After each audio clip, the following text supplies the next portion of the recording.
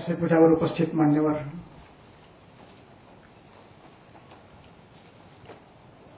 समोर उपस्थित असलेला ज्येष्ठ श्रेष्ठ वैद्यगण, माझे सहकारी मित्र आणि विद्यार्थी मित्र, मी आज नानासाहेब पुराणिकांच्या स्मृतिप्रित्यर्थ माझं व्याख्यान पुष्प समर्पित करण्याकरता आलोय.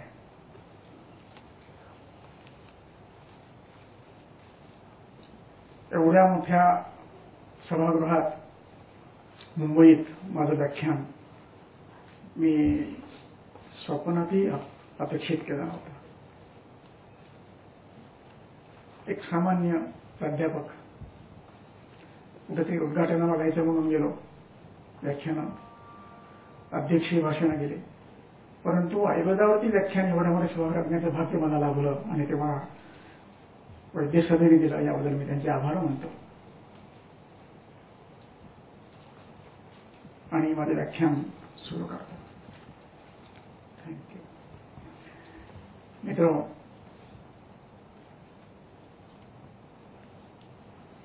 आतापर्यंत जी व्याख्यानं मी दिली ती याचा वापर करून नाही दिली.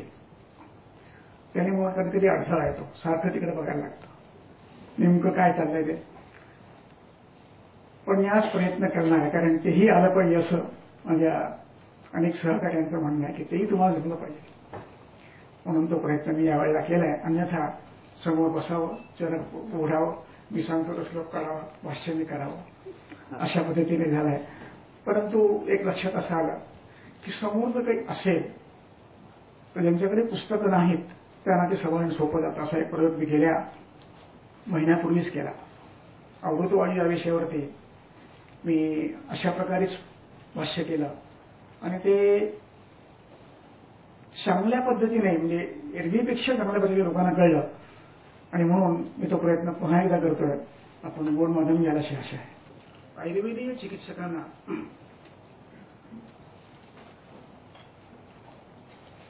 आज माझ्या भाषणाचं स्वरूप थोडं बदलणार आहे, कारण एरवी बोलताना फक्त विद्यार्थ्यासमोरच बोलतो, पण आज माझ्यासमोर बहुसंख्य ज्येष्ठ वैद्य आहेत.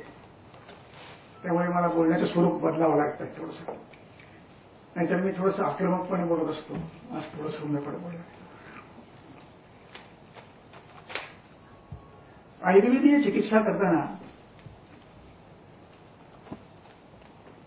मला ज्या अडचणी आल्या त्या अडचणींनी मला शिकवलं.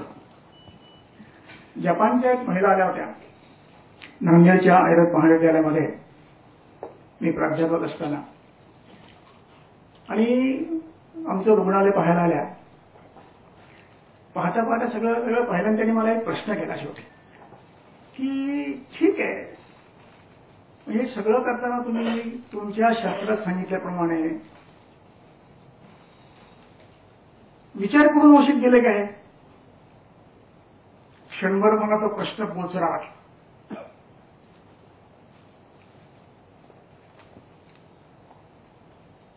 मी क्षणार्धात म्हणालो हो दिलंय,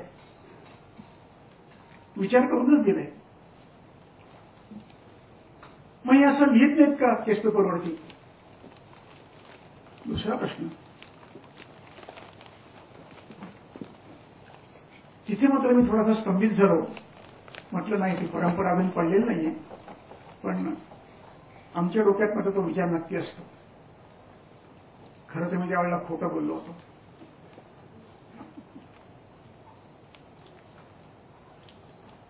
तो काळ 72-73 असेल. त्यावेळेला मी नुकताच दाबणं करून आलो होतो. पण तिथून माझ्या विचारांना चालना मिळाली. एक प्रसंग मला आठवतो. आयुर्वेद महाविद्यालयात शिकत असताना मी माझ्या प्राध्यापकांना एक प्रश्न विचारला आणि त्याने मला प्रश्नाचं उत्तर दिलं. ते म्हणाले, धर्माधिकारी, तू असले प्रश्न विचारू नकोस, तू मोठा हो, उत्तर शोध आणि सगळ्यांना सांग. मला त्यांचं नाव अजूनही आठवतं, वंदनीय होते ते. त्यांनी त्या पाया पडलं, म्हटलं मी नक्की करेन सर.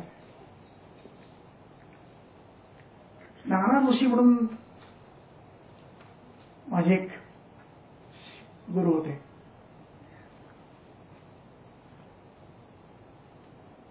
त्यांनीही मला अशा काही गोष्टी विचारात गेले आणि टोचत गेले. त्यातून काही चालना मिळाली. या सगळ्या अनेक गुरुवर्यांचं जे फलित आहे ते म्हणजे मला मिळालेलं ज्ञान. त्या सगळ्यांच्या चरणी वंदन करून माझं व्याख्यान सुरू करतो. एखादा विद्यार्थी सुद्धा माझा गुरु ठरलेला आहे, तोही वंदनीय आहे. आपण दोषप्रकोप संकल्पना समजून घेणे नितांत गरजेचं आहे.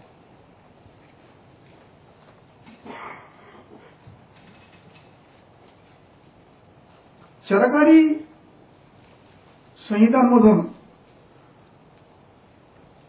या संकल्पना जागोजागी व्यक्त केल्या गेल्या आहेत. त्यांचे अर्थ समजण्याचा कसोशीने प्रयत्न करणं नितांत गरजेचं आहे. ते जर नाही कळले तर दिशाच बदलते.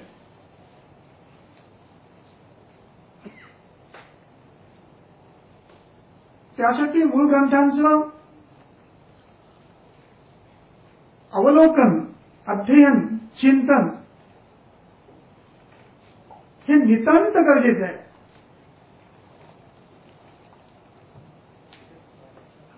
आणि मी आज असं म्हणू शकतो की चरक संहिता, त्यातले चिकित्सा सिद्धांत, त्यातल्या पारिभाषिक संज्ञा ह्या जर आपल्याला कळल्या नाहीत तर आपण केवळ कॅटलॉग फिजिशियन आहोत.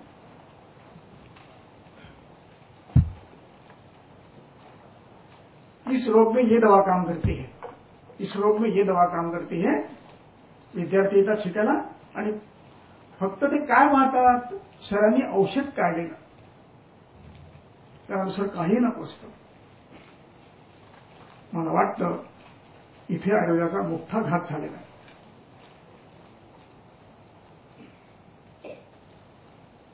म्हणून या संज्ञा, पारिभाषिक संज्ञा, त्यांचे गर्भितार्थ, अभिप्रेतार्थ हे खात्रीपूर्वक आपल्याला समजले पाहिजेत. ते समोरच्या पिढीला, पुढच्या पिढीला सांगता आले पाहिजेत.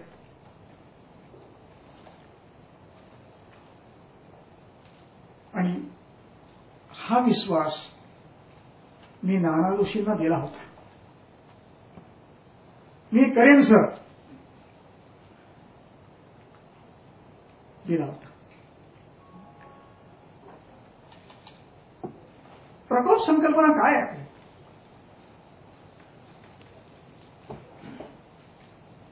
कोपस्तु उन्मार्ग जाणीता. हुशार आहे तो, बरोबर. मला नेमकं या शब्दाची व्याख्या समजून घेणं नितांत गरजेचं आहे. उन्मार्ग जाणीता एका शब्दाने घोळ केलेला आहे. या एका शब्दाचे अर्थ लावताना थोडासा बदल झाला आहे. आणि म्हणून कोप म्हणजे काय हे कळण्या पलीकडे होऊन गेलेलं आहे.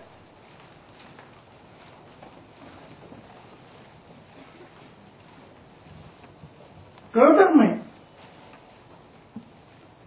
कोप म्हणजे आपली जागा सोडून दुसरीकडे जाणं, हा त्या शब्दशः अर्थ आहे त्या वाक्याचा.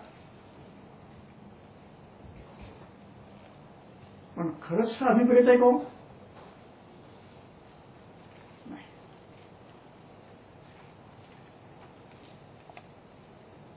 कोप या शब्दाने आपल्या स्थानातून बाहेर जाणं म्हणजे आमाशयातून श्लेष्माने बाहेर जाणं, रसस्थानातून श्लेष्माने बाहेर जाणं, कफस्थानातून श्लेष्माने बाहेर जाणं, कंठस्थानातून, रक्तातून पित्ताने बाहेर जाणं, अस्थि म्हणजे अस्थितून वायूने बाहेर जाणं म्हणजे प्रकोप, ही कल्पना अग्राह्य आहे.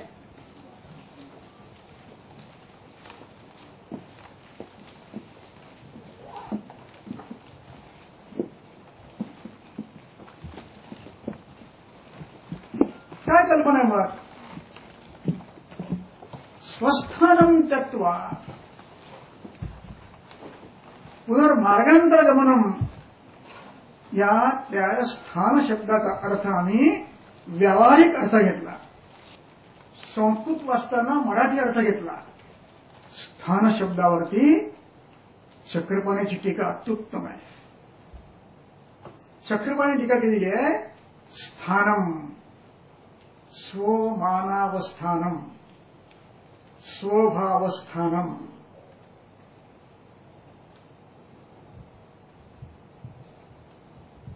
दोषांच्या गती सांगितल्या आहेत 3. क्षय, स्थानम, वृद्धी. हे गती आहे.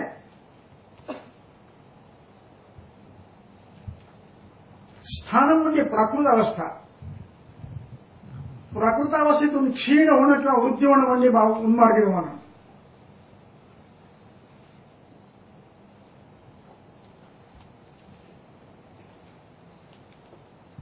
हा अभिप्रेत अर्थ आहे.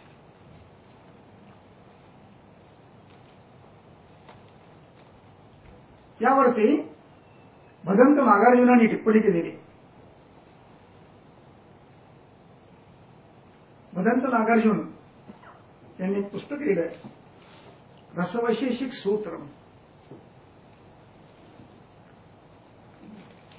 आणि हे पुस्तक बहुसंख्य वाचनालयामध्ये आयुर्वेदिक महाविद्यालयांच्या रसशास्त्रात गेलेलं आहे, कपाटामध्ये रसशास्त्राच्या. ते पुस्तक चिकित्सेचं आहे. लेखक भदंत नागार्जुन आहे, नाव रसवैशेषिक आहे म्हणून ते तिकडे गेले. ते अचानक माझ्या हाती लागलं एक दिवस. आता उपलब्ध नाही हे पुस्तक. ते प्रयत्न केला मी, नाही मिळाला मला. त्याने प्रश्न केलाय, स्वस्थानं तत्व अन्यस्थानगमनम तत्व न सम्यक. हे बरोबर नाही. त्याची कारण मीमांसा दिली आहे. कस्मात, का? ते म्हणतात, अहो कोप म्हणजे स्वतःच्या स्थळातून बाहेर जाणं हा अर्थ घेतला तर कफस्थानात कफाची व्याधी होणार नाही, प्रकोपच नाही. पित्तस्थानात पित्ताची व्याधी शक्यच नाही. वातस्थानात वातव्याधी शक्यच नाही, कारण प्रकोपच नाही. प्रकोप म्हणजे आपलं स्थान सोडून बाहेर जाणं. तस्मात तत् न सम्यक.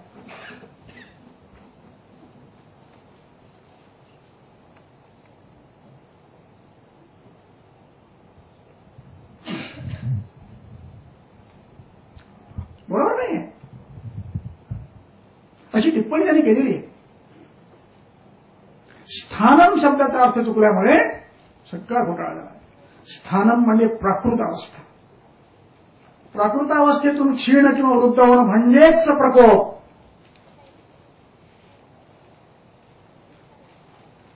चक्रपाणीची टीका आहे त्यावरती, प्रकोप या शब्दावरती. आणि ही टीका शारीर स्थानात आहे. होतं तसं की निदानाचा प्राध्यापक निदानस्थान असतो, माधव निदान